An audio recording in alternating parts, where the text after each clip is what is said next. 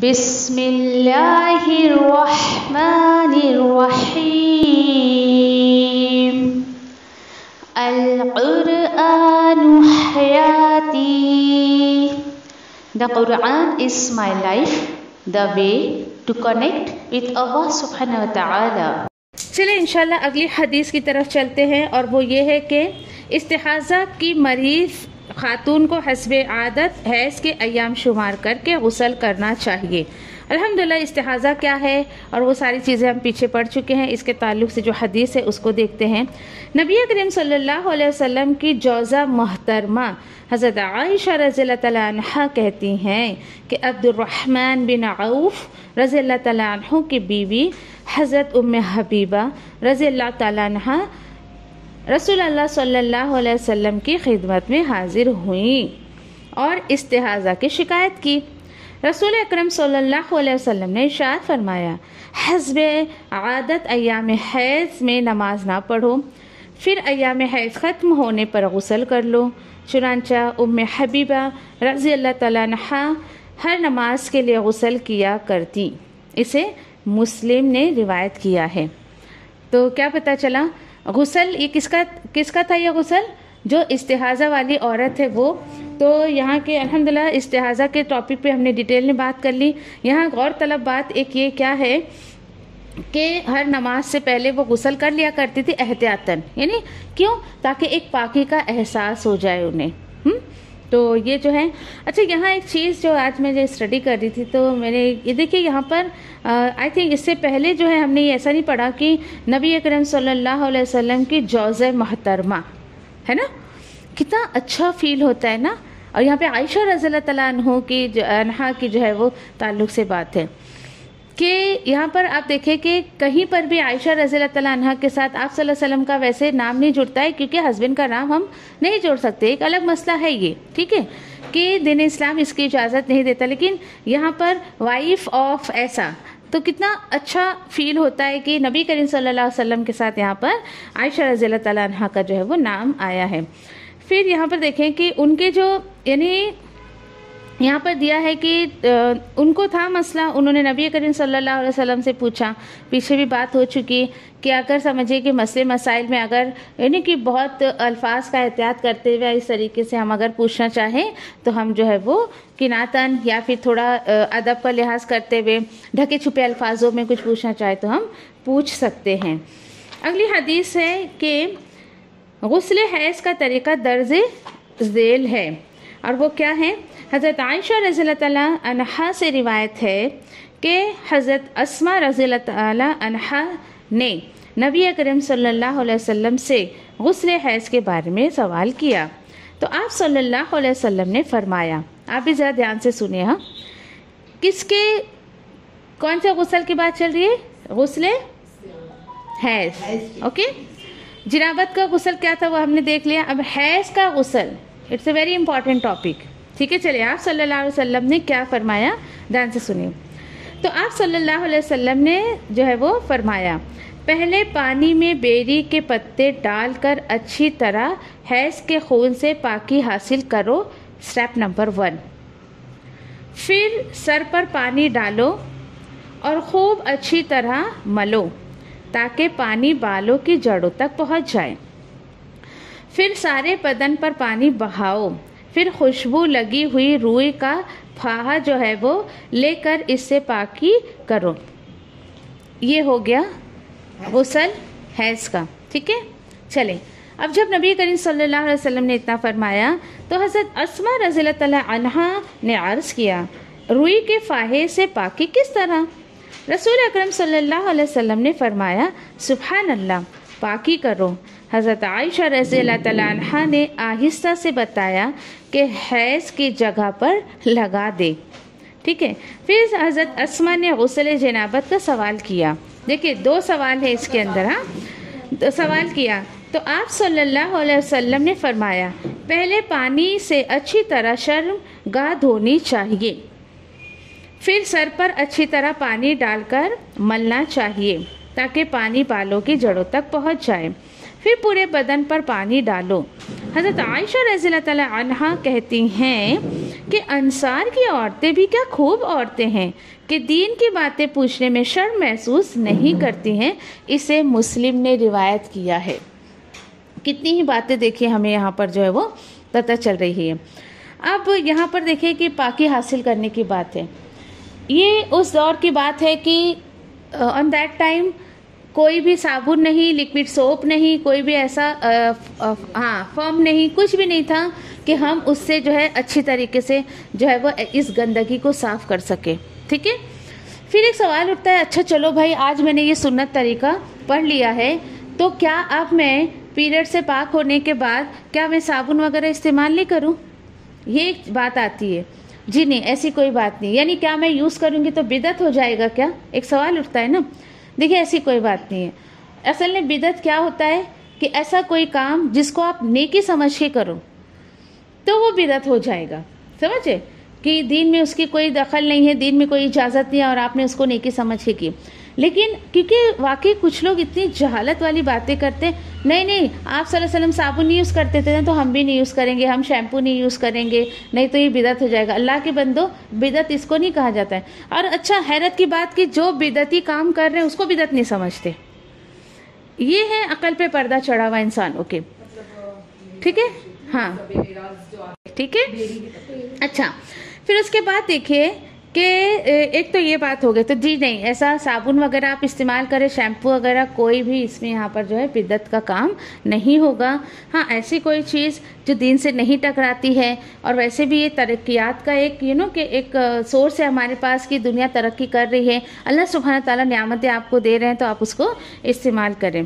फिर एक बहुत अच्छी बात देखिए कि हज़रत अस्मा रज़ियल्लाहु ताला अन्हा जो है वो नहीं समझ पाई इस बात को कि रसूल अल्लाह सल्लल्लाहु अलैहि वसल्लम ने कहा ना कि जो है वो पाकी हासिल करो, फिर पाकी हासिल करो, तो उन्हें नहीं समझ आया किस तरीके से पाकी हासिल करो। रुई का फाहा जो है ऐसा ना नहीं समझ पाई, उन्होंने पूछ लिया वो, तो आप सल्लल्लाहु अलैहि वसल्लम ने फिर कहा कि पाकी हासिल करो। तो आयशा रज़ियल्लाहु ताला अन्हा वहाँ बैठी हुई थी, तो उन्होंने फिर क्लियरली कहा ऐसा कि क्या करो, आप रुई का फाहा बनाकर उस जगह पर रखो। तो उसके पीछे बहुत हिकमत है अल्लाह सुब्हान ताला की तरफ से। एक तो ये देखो कि आज आप भी ऐसा कर सकते हो, क्योंकि अल्हम्दुलिल्लाह अच्छा वो खुशबू जिसमें अल्कोहल वगैरह ना हो। नहीं तो देखिए कि हमारी जो वो जगह होती है, शर्मगाह जो होती है, बहुत सेंसिटिव जगह होती है। आप अल्कोहल वगैरह परफ्यूम वगैरह यूज़ करोगे तो मे भी आपको साइड इफ़ेक्ट हो सकता है कुछ भी ना। फिर यह है कि उसमें अतर में ऐसी कोई हिकमत है अल्लाह ताला की तरफ से कि अल्लाह ने उसमें जो है यानी ऐसी शिफा एक रखी है कि जो लोग को यूरिन इन्फेक्शन हो जाता है या दूसरी कोई ऐसी तकलीफ़ हो जाती है, इवन किसी को अगर इस्तिहाज़ा की भी बीमारी है ना, तो वो बेरी के पत्तों को ना पानी में पका के उससे इस्तंजा करे। तो ये अल्लाह की हिकमत है कि अल्लाह के हुक्म से ना वो इस्तिहाज़ा की बीमारी उसकी ख़त्म हो जाएगी।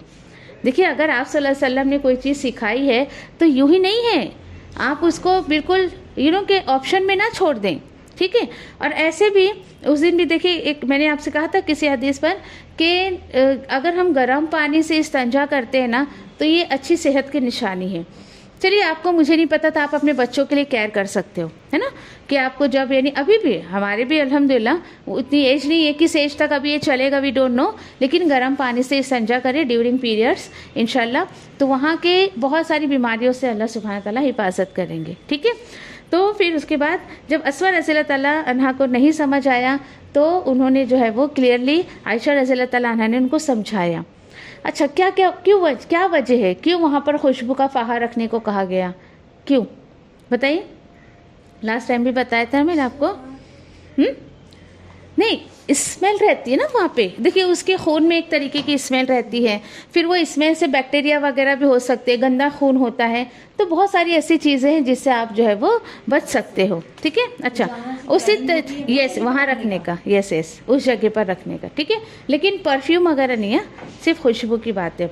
फिर उसी के साथ साथ देखिए कि अस्मा रज़ियल्लाहु ताला अन्हा को अल्हम्दुलिल्लाह कि नबी करीम सल्लल्लाहु अलैहि वसल्लम ने कितने अच्छे ढंग से समझाया है ना, कितने अच्छे तरीके से समझाया। तो ये देखिए कि याद रखें, आप दीन के मसले मसाइल आलिमों से पूछें, ना कि दाढ़ी वाले से पूछें। अक्सर लोग क्या सोचते हैं, भाई दाढ़ी वाला है, कुर्ता पजामा पहना है तो बड़ा इसको नॉलेज होएगा, चलो चाहे वो मस्जिद के इमाम ही क्यों ना हो। भाई इमाम साहब हैं, वो आलिम नहीं है, वो इमामत कर रहे हैं, उन्होंने हिफ्स का कोर्स किया है, उन्होंने आलिम का कोर्स नहीं किया कि उठे सुट्टे कोई लोग जाके इमाम से भी पूछने लगते हैं। अगर वो इमाम आलिम है तो बहुत अच्छी बात है, लेकिन अगर सिर्फ वो इमाम है तो आप उनसे मसले मसाइल ना पूछें, क्योंकि वो आपको सही तरीके से नहीं बता पाएंगे। दूसरी बात ये कि उनको अपने आप में पता है एक शर्मिंदगी महसूस होती है उन लोगों को कि देखो हमें ये लोग इतना समझते हैं लेकिन हमें तो नॉलेज ही नहीं है। तो प्लीज़ आप किसी से मसले मसाइल पूछने से पहले पूछे भाई आप आलिम हैं या नहीं हैं। बस दाढ़ी देखकर चले उठे सुट्टे और मसला पूछने को तो ऐसी गलतियां ना करें, लेकिन अक्सर ये जो है हमारे समाज में ये चीज़ें देखने को मिलती है। ठीक है, अच्छा फिर दूसरी एक चीज़ यहाँ पे जो नोट करने की है कि यहाँ पर गुस्ल जिनाबत और गुस्ल हैज़ दोनों दिया हुआ है। दोनों में थोड़ा सा फ़र्क ये है कि देखिए आप अगर गुस्ल हैज़ कर रही है ना तो आप बालों को भी गीला करेंगी, जड़ों को भी गीला करेंगे, ठीक है। लेकिन गुस्ल जिनाबत में एक हमारे लिए ऑप्शन क्या है, क्योंकि ये शॉर्ट मुद्दत होता है, उसको हो सकता है कि भाई इतना टाइम नहीं है कि बाल खोल कर पूरा धोए। वो लास्ट टाइम बहुत अच्छे से क्लियर किया था हमने इसको, है ना, कि किस तरीके से चोटी बंधी है, जिनाबत की हालत में औरत है तो कोई बात नहीं, वो वैसे ही गुस्ल ले सकती है। असल चीज़ उसके बालों की, जिसको खोपड़ी कहते हैं ना, ये स्किन हमारे सर की, वो असल में गीली होनी चाहिए। बाल गीला हो नहीं हो कोई बात नहीं, ये सर जो है ना स्किन ये अच्छे से गीली होनी चाहिए। तो ये दो जो है यानी कि बेसिक इसके अंदर फ़र्क था यहाँ पर। और एक चीज़ क्या था कि शर्मगाह को, जिनाबत की हालत में शर्मगाह को सिर्फ नॉर्मली आप धो लो चलेगा, लेकिन ऊपर जो था इसमें अपना बेरी के पत्ते को पानी में पकाकर बाकायदा उसका इस्तेंजा करो, ताकि वहाँ पर अगर कोई समझे कि हाँ कोई वहाँ पर अगर आपको उसमें देखे कि एंटीबायोटिक भी होता है, बेरी के पत्ते आप ज़रूरी थोड़ी मरने के बाद मुर्दे को गुस्ल दे सकते, जी नहीं, जीता जी इंसान भी उससे ले सकता है। हमारी बॉडी में भी अगर समझिए कोई जरासीम वगैरह बदन पर हैं, पानी को उसमें पकाने का पहले, ठीक है, और आप ऐसे भी गुस्ल लें, बहुत सारी बीमारियों की शिफा अल्लाह ने उसके अंदर रखी है और इजीली अवेलेबल है मार्केट में भी और नॉर्मली कि कहीं पे भी आपको वो मिल जाएगा। तो इस चीज़ के लिए कोशिश करें।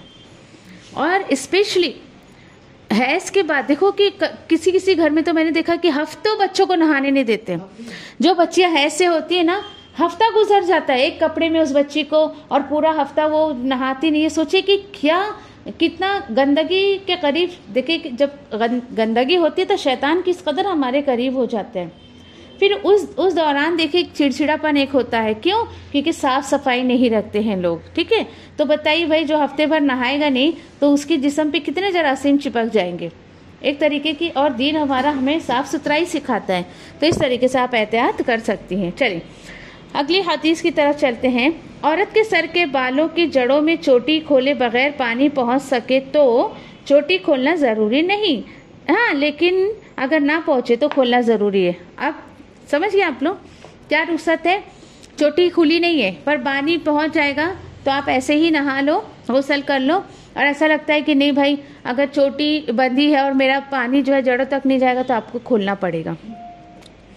हज़रत उम्मे सलीमा जो है वो रज़ियल्लाहु तआला अन्हा कहती हैं कि मैंने अर्ज़ किया, ए अल्लाह के रसूल सल्लल्लाहु अलैहि वसल्लम, मैं अपने सर पर चोटी बांधती हूँ, क्या गुस्ल जिनाबत के लिए खोल लिया करूँ? आपने इरशाद फरमाया, नहीं, सर पर 3 लब पानी डाल लेना काफ़ी है और इसके बाद सारे बदन पर पानी बहाकर पाक हो सकती हो। इसे मुस्लिम ने रिवायत किया है। और एक हदीस है इसके ताल्लुक़ से, हज़रत आयशा रज़ियल्लाहु तआला अन्हा से रिवायत है कि जब वो गुस्ल हैज़ करने लगी तो आप सल्लल्लाहु अलैहि वसल्लम ने फरमाया, अपने बाल खोल लो और गुस्ल करो। इसे इब्ने माजा ने रिवायत किया है। दोनों दलील मिल गए अल्हम्दुलिल्लाह।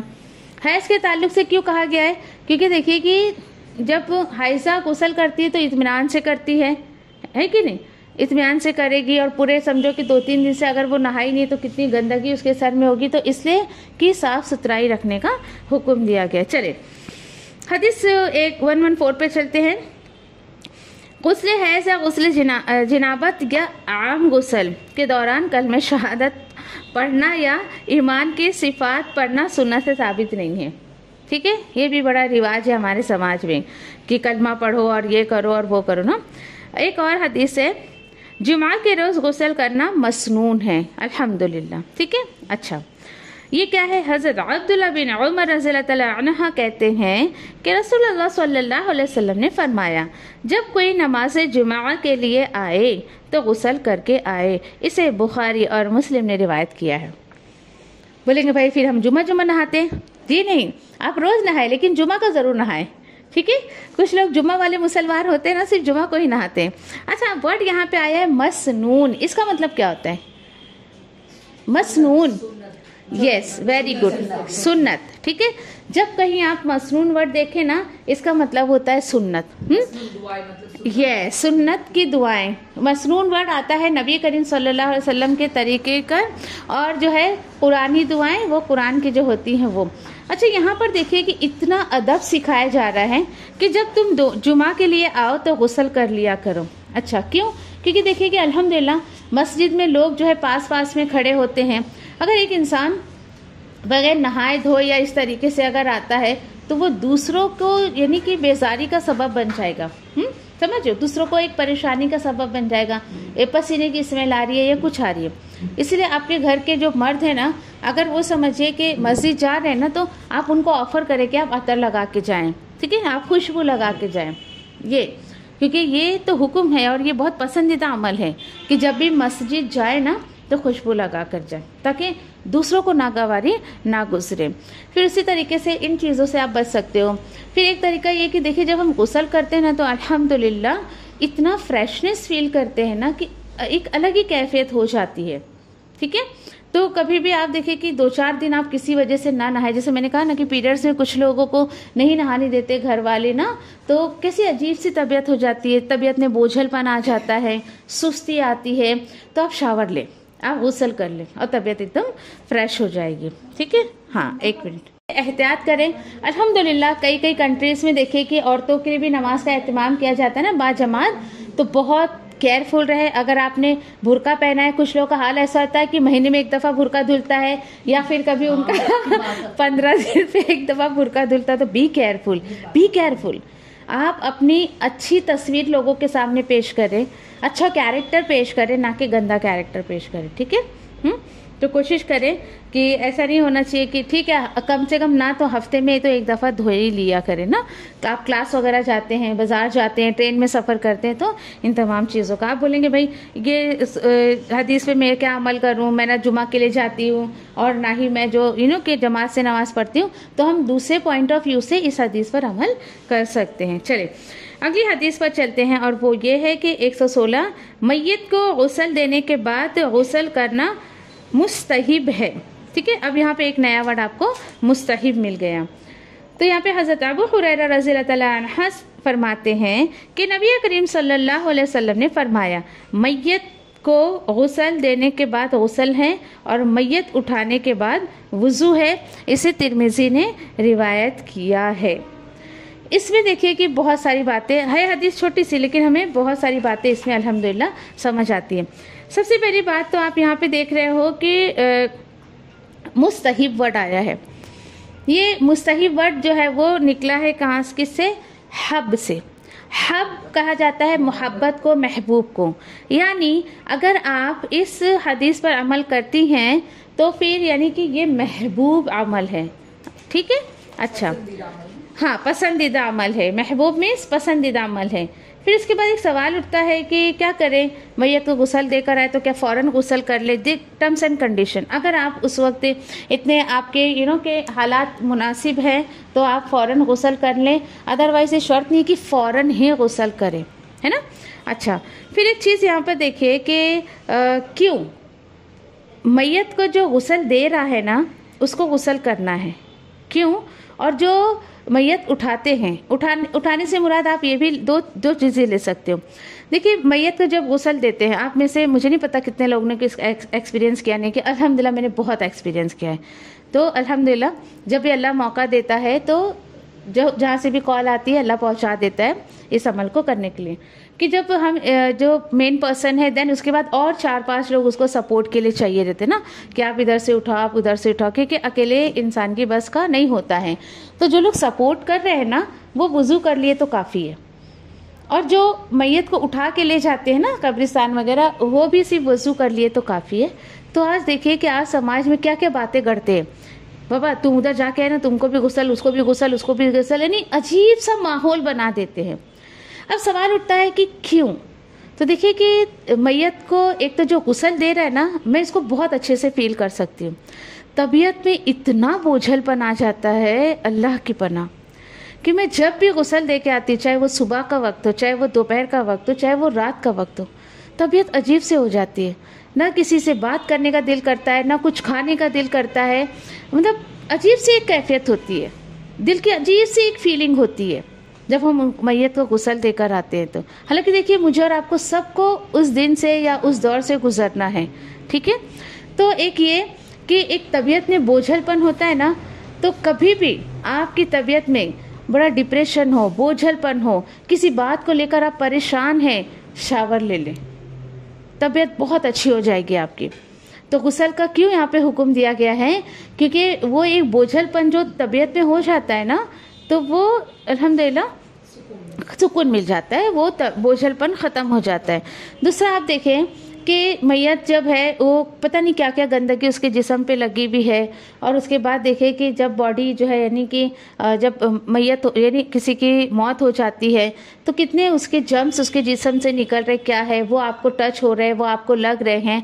तो फिर यह कि आप भी गुस्ल ले लेंगे तो आप भी जो है वो आपके जिस्म पर उस तरीके की कोई गंदगी नहीं लगेगी, ठीक है। तो उस वजह से भी गुस्ल लेना चाहिए। तो ये है, फिर वो सब बातें हो गई अल्हम्दुलिल्लाह। फिर उसी के साथ साथ देखें कि फिर एक सवाल उठता है कि क्या मैयत को जब हमने गुस्ल दे दिया उसके बाद अगर हमें कोई यानी गुस्ल हो गया पूरा फिनिश, और उसके बाद कोई उसके जिस्म पर हमें गंदगी अगर नज़र आती है तो क्या हम उसको वापस से गुस्ल देंगे? नहीं, ठीक है। एक ही बार मतलब जो एक फाइनल हो गया ना उसका 3 दफ़ा या 5 दफ़ा या 7 दफ़ा, डिपेंड ना उसकी कंडीशन क्या है। तो एक बार पूरा हो गया ना गुस्ल, उसके बाद फिर आप दोबारा उसको गुस्ल नहीं दोगे। और इसी तरीके से और भी बहुत सारी चीज़ें हैं, कभी कोई ज़ख़म है, ज़ख़म पर अगर कोई कि पट्टी वगैरह लगी है या कोई रुई वगैरह लगी, उसको गलती नहीं करना कभी निकालने की। आप बोलोगे अरे अभी तो गुस्ल दे दिया, चलो मैं इसको निकाल दूं, परेशान हो जाओगे। उस जगह से जो खून निकलना शुरू होता है ना, आप जाकर भी उसको बंद नहीं कर सकते। वैसे वो रुई लगी है, कुछ भी है, वैसे आपको दफनाना है कफन में, वैसी नहीं तो वो फिर पूरा कफन जो है खून खून हो जाता है। वो बहुत सारे ऐसे इंशाल्लाह एक डेमो हम लेंगे मैयत के गुस्ल पर, और उसका जो भी है इरादा है, काफ़ी बाहर ले लिया है, क्लास में मैंने नहीं लिया शायद एक दफ़ा भी ना, तो इंशाल्लाह लेंगे, ठीक है। तो इंशाल्लाह वहाँ सारी बातें करेंगे। तो मुझे उम्मीद है कि आपको जो है वो बात समझ आ गई होगी, ठीक है। तो उसी के साथ साथ देखें आप, तो ये बात याद रखें कि जो मेन गुस्ल दे रहा है उसको गुस्ल करना है, और जो हेल्पर्स है उनको वुज़ू कर लेना काफ़ी है, ठीक है। सुब्हानल्लाहि व बिहम्दिही, सुब्हानक अल्लाहुम्मा व बिहम्दिका, नशहदु अल्ला इलाहा इल्ला अंता, नस्तगफिरुका व नतूबु इलैक, रब्बना तक़ब्बल मिन्ना इन्नका अंतस समीउल अलीम व तुब अलैना इन्नका अंतत तव्वाबुर रहीम, आमीन या रब्बल आलमीन। जज़ाकुमुल्लाहु खैर। अस्सलामु अलैकुम व रहमतुल्लाहि व बरकातुहू।